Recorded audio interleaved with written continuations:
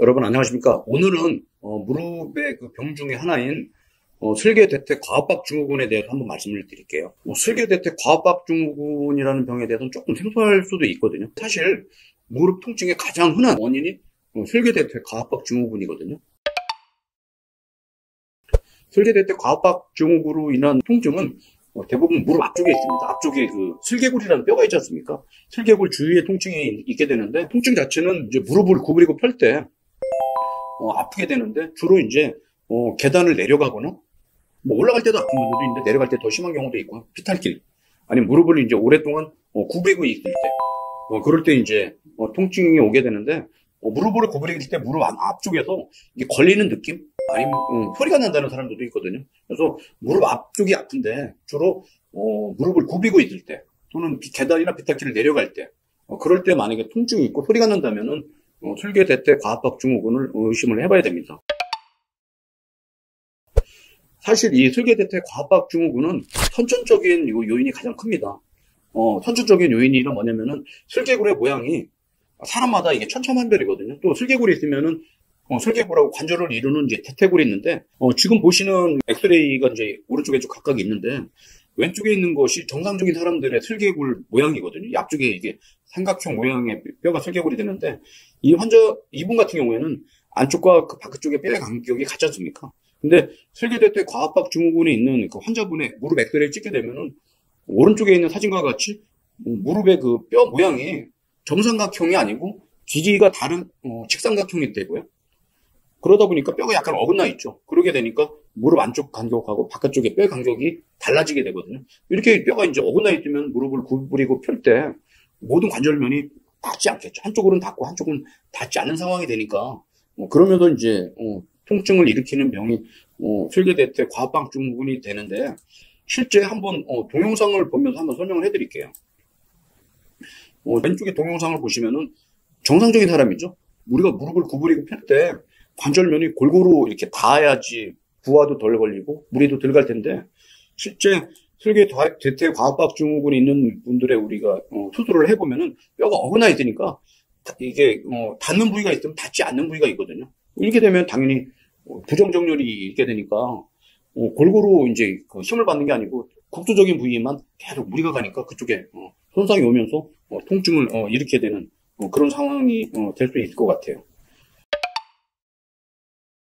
처음에 이제 그 통증을 느낄 때는 언제냐면은 지금 동영상에서 보시는 바와 같이 연골이 말랑말랑해지고 약해집니다. 이거 보시면은 연골이 이렇게 말랑말랑한 걸 볼 수 있지 않습니까? 이렇게 되면은 이제 통증을 느끼기 시작을 하거든요.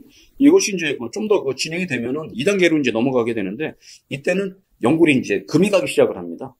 이렇게 금이 가게 되면 이때부터 이제 꽤 심한 통증을 느끼게 되는데, 대부분 이제 이 정도 통증을 느끼게 되면은 이제 10대 후반이나 보통 20대 초반에 이제 남자들 같은 경우 군대를 가지 않습니까? 그럼 이제 훈련 받을 때 통증이 있어도 이제 아프다는 이제 호소를 하게 되죠. 여기서 좀 더 진행이 되면은 이제 관절연골 손상이 진행이 되는데, 지금 보시면은 아까 이제 크랙이 간 것보다 더 심해져서 연골이 약간 너덜거리는 그런 상황이 되는데, 이 정도 되려면은 보통 이제 20대 후반이나 30대, 아니면 40대 초반까지도 될 수가 있겠는데, 이때부터는 일상생활할 때 이제 통증이 좀 심하고, 붓고 물이 찰 수도 있고, 그러죠. 그래서, 이런 경우에는 이제 환자분들이 대충 와서 문제가 있다는 걸 알고 오세요. 근데 여기서 이제 치료가 잘 안 되게 되면은 관절염으로 진행이 되는데, 이때는 이제 꽤 이제 심한 연골 손상이 있게 되겠고요. 여기도 이제 더 진행이 되면은 이제 그때는 아주 심한 관절염으로 진행이 되는데, 지금 영상에서 보시는 바와 같이 연골면이 다 손상이 돼서 너덜거리고 밑에 있는 뼈도 노출이 될 정도로 심한 관절염으로 진행이 되어 있는 것이 슬개대퇴 과압박 증후군이 되겠습니다. 아주 심한 분들이 아니라면은 처음에는 일단은 비수술적인 치료가 진행이 되고 있고요. 무릎이 붓거나 물이 차는 경우가 비교적 흔하거든요. 그렇기 때문에 이런 염증을 치료하기 위해서 주사 치료를 하고 있고, 저 같은 경우에는 이제 증식 치료를 이용해서 염증과 통증 치료를 초기에 치료를 하는데, 이런 치료에도 만약에 증상이 있다면은 체충족파 같은 염증, 통증 치료를 병행을 할 수가 있는데, 이렇게 해서 이제 염증과 통증이 이제 해결이 된다면은 그 다음부터는 이제 운동 치료를 병행을 하게 되겠습니다. 운동 치료를 이제 하는 이유는 뭐냐면은 슬개골에 정렬이 좀 안 맞는다고 말씀을 드렸잖아요. 그래서 굳어 있는 관절을 좀 풀 수 있게 지금 영상에서 보시는 바와 같이 슬개골을 부드럽게 이제 움직이게 할 수 있는 슬개골 운동을 영상과 같이 할 수가 있고요.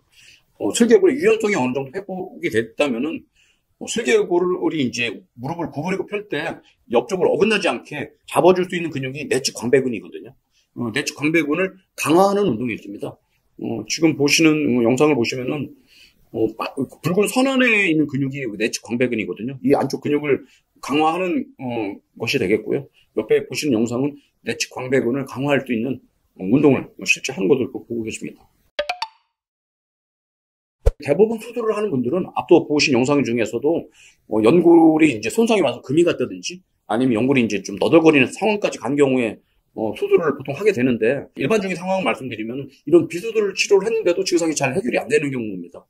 대부분 이제 이런 사람들을 MR 검사를 하게 되면 연골 손상이 있는 것을 확인을 할 수가 있는데, MR 찍으면 확인이 되지만 제대로 못 찍으면 확인이 안 된다는 것도 여러분이 좀 알으셨으면 좋을 것 같아요.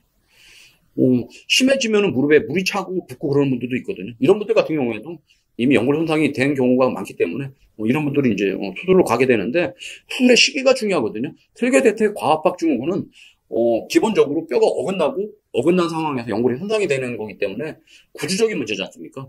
우리가 연골이 찢어지거나 십자인대가 끊어지게 되면 수술을 바로 해야 되는 이치하고 똑같이 뼈가 어긋난 구조적인 문제이기 때문에 가능하면은 젊은 나이에 수술하는 걸 보통 권하고 있고요. 가장 좋은 것이 40대 이전에 수술을 해야 된다는 연구 논문들도 있으니까, 수술의 시기도 만약에 진단을 했는데 치료를 했음에도 불구하고 잘 안 좋아진다, 그럼 조기에 수술하는 것도 한번 고려를 하셔야 됩니다.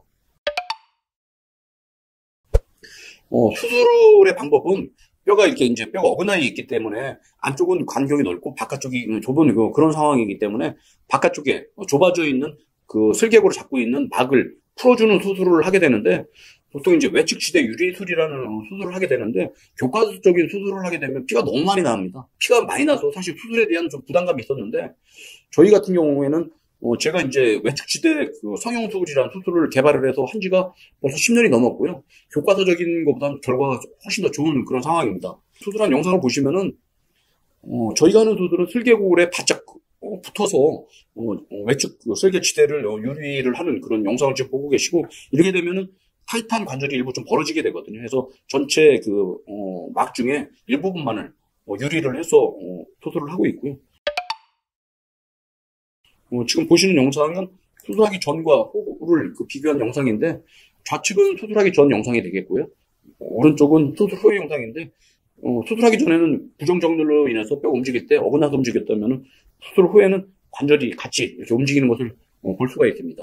만약에 이 슬개 지대 유리술을 젊은 나이에 손상이 심하기 전에 수술한다면 대부분 다 좋아집니다. 많이 좋아집니다. 근데 다만 이제 연골 손상이 이미 좀 진행이 된 다음에 수술을 하게 되면은 좋아지는 것도 있겠지만 증상이 남는 것도 있기 때문에, 만약에 슬개대퇴 과압박 증후군인데 비수술에 효과가 없다면은 적극적인 수술 치료도 후유증을 예방할 수 있는 좋은 치료법이라고 생각을 저는 하고 있습니다.